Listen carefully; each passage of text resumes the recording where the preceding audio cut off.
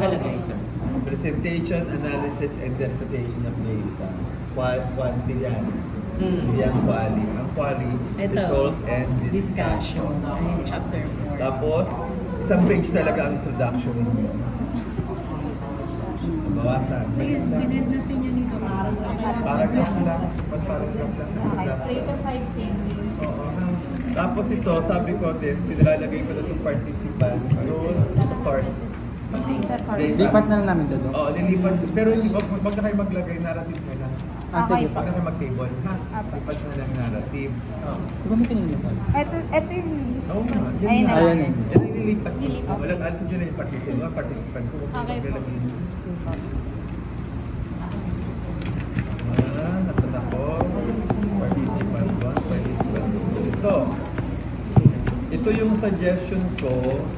Since anong ginamit yung theory? Minority stress. Oo, yun. So, ang suggestion ko, para makuha nyo itong table na to, ito yung magiging team. Ito pa yung sub-team ninyo. Ito yung team 1 ninyo. Ito yung magiging title ninyo. Di ba? So, ito yung magiging title ninyo sa table number 1. Aalisin nyo itong summary of team. So, ito yung research question number 1 yun, di ba? So, magiging ko ninyo experience, the experience in table 1, experience, the experience of participant. Tapos, ito yung magiging emerging teams nyo. May sub-teams, tapos yung description. I-table nyo ng ganito. Three tables. Three tables tables. ninyo. Mas clear yan. I-create nyo. Pero yung pa rin ang Ang format. format ng narrative Apo. ninyo. Table lang po yun iba. Table lang yung sa akin, ha? Apo. So, Ganyan na, instead of summary, iba tayo ginamit sa amin sa Fernie. Very clear yan. Okay po. ha? Pag nakita. Pag nakita. Apo. So, yung merging teams or the major teams yung major teams nila. Yung sub-teams, tapos yung description. Description ng ano ha? Description ng Buong- team na nalayan ng tao. Ako pa nyo ba? Ah, Di ba naman yun na yun? Apa. meron po. Di ba yung description ng teams nila? Apa. Eh di maalis yung ano. Aalisin to. Dok. Ito po yung description nung major team, tas meron pong sub-team. Pwede po yan, tanggalin na lang to. Hindi, yan pa rin. Yan pa rin. Yan ang sinasabi ni Sir, dito lang pakialaman. Ito lang pakialam Yung table. Yung table lang. Ito, Doc, ito na yung description namin.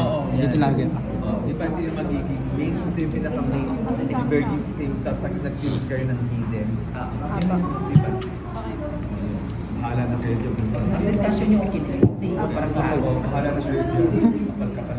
Ikaw po, ma. Sa akin, ano eh. Actually, binasa ko yung mga sagot na. Kasi di ba nilagay niyo dyan? Sabi dito, malalakas yan. Kasi ito, I think, wala ko nakitang discrimination, no? Sa totoo lang. Siguro, nami-misinterpret niyo yung word na discrimination sa misconception. Kasi pag sinabi natin discriminate, binababa parang yung karapatan nila nawawala. Kaya nga ang sabi ko, very ironic kasi ang varsity natin, karamihan, LGBT, tama? Intramurals pa lang ba, hindi na kayo malalaro? And actually, ang dami nyo nga eh. Ang dami Ito ng nga yung mga sinabi ko sa LGBT. kanila during the proposal.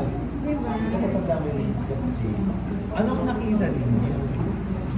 Oo, kasi parang magkaiba yung sagot. Baka ito lang yung gusto nyo palabasin. Iba yung gusto nyo, iba yung nakikita natin sa sagot. Magkaiba yun. Kaya nga diba, para to avoid bias, talagang dapat kayo mag-focus sa mga naging sagot nila. Kaya yung word na hidden face of discrimination, pwede natin tanggalin yung word na discrimination kasi Misconception. pwede o misinterpretation. Diba? Actually, pag sinabi nga yung mga tao ba yan, ang lalakas lumaro niyan, hindi nga yun negative eh. For me, positive yun eh. Kasi lalakas lumaro. Di ba? So, tingnan natin. Huwag tayong magbase dun sa gusto lang nating palabasin. Magbase tayo dun sa sinagot. Na, yun lang yun sa akin. Pili tayo ng mga tamang salita. Oo, kasi parang negative